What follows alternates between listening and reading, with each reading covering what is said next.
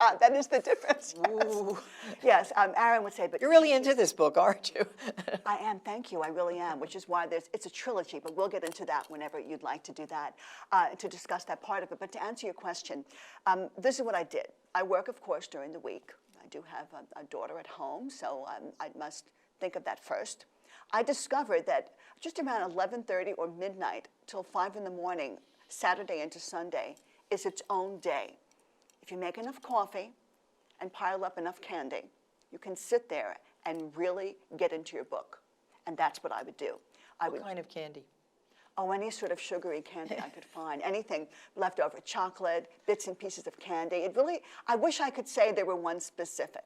There weren't, wasn't at all. Whatever was there was good, and I would eat it. Sit there and write.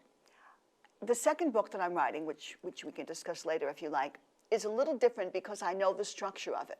But with this first book, I knew basically that I was going to create the horror that Aaron creates for his people.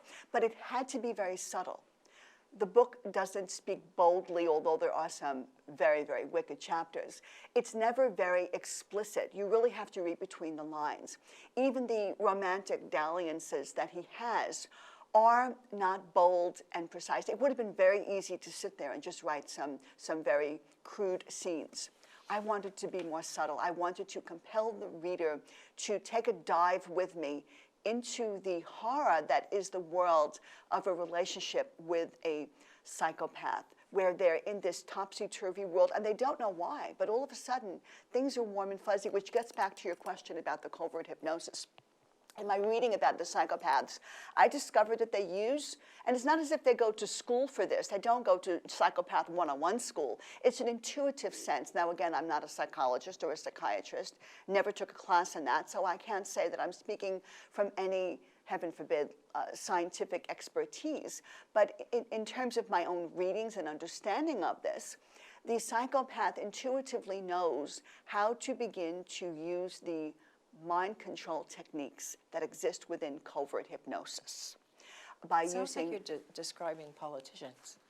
well, I don't know. You might know more about that than I do. But I do know that what happens, it's absolutely fine.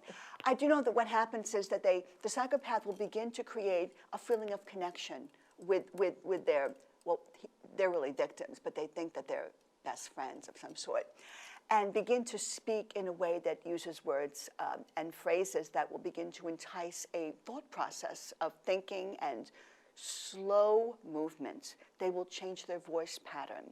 They will tell little stories that are really just storytelling. Is in the book that many of the characters that Dr. Aaron Stein deals with, he reaches through his storytelling. They all make up stories, of course. He's doing this for no other reason than to create an image of comfort. He begins to lull them. They have a sense of fuzziness in their head, and some of the characters even speak to saying, I don't know why I feel so fuzzy in my head after these very relaxing conversations. It's covert hypnosis. It's getting into their brain. He's reaching their head so he can begin to do what he loves to do best, which is control, which is power, which is what he does to push the limits with each of his victims. And even the leaving is a form of control, sudden and without warning, moving on. Of course, there's always his devoted wife who's home, who's ready to be controlled and manipulated. How did you publish the book? Utilized a wonderful self-publishing company, Dog Ear Publishing. I was enormously happy with Dog them. Ear, yeah, I've heard of them. Yes, enormously happy with them. I must say I wouldn't recognize them on the street, as we've never met. But I do recognize them in terms of the tremendously wonderful support they've given me. I was very pleased with my decision, very happy with the end result, and I'll be utilizing their excellent services. They're self-publishing, Yes, correct? it is, yes. Did you have an agent? No, of course not. Not if you self-published. Well, I'm so new on with this that I've got me at this point. That's still an excellent question because I plan on doing that rather soon. That's my next step. The book has very recently been published. This is its second cover since it got its little 5 stars. He's all dressed up with his little badge and his little stars. Very nice. Thank you. And there may be a third cover in the works, who knows. But it's very new. It's only been out a few months. So you entered a contest to get that? This was given by one of the groups that read the book, yes. Okay. It wasn't so much a contest as it was I submitted the book and it ended up with this. I think that the reason I chose Dog Ear Publishing was because of the wonderful interaction I continue to have with them. The changes I wanted to make to the book, the major changes that were made with one of the characters. Dr. Aaron Stein has a cousin who grew up with him. Her name is Constance. She's a bit of a Lulu herself, and by the end of the book, you're going to be wondering, what is their real relationship, and really, who's crazier, Aaron or Constance? So how are you marketing? What are you doing to market the book? I've been marketing it online. I've been using extensive media online as well. I've created 2 book trailers. I'm also speaking with a company who did the book trailers. I want to make a much larger one. These are, of course, just a minute or so in length, but I'm very interested. What are in you making- doing with the trailers? Where are you putting them? Well, today, actually, they should be finalized. I've been utilizing them at this point for my own purposes in developing the larger trailer, but they will be going online on tweets, on Facebook. Do you on the have a different website? sites. I do have a website, They should go yes. there too. Absolutely, they're going to go there on the website, and I'll be doing additional ones because there are so many facets of this book. The first 2 book trailers that I'm creating are very basic ones, which speak to the concept of the psychopath. But since there are so many characters in the book, I want those characters also to play out in their own individual trailers. Yes. Have you done a blog tour yet or done any blogs? Well, I have my own blog, which I'm just starting out. Again, because the book is so new, it's not as if Are you we've on gone. Goodreads? Yes, of course.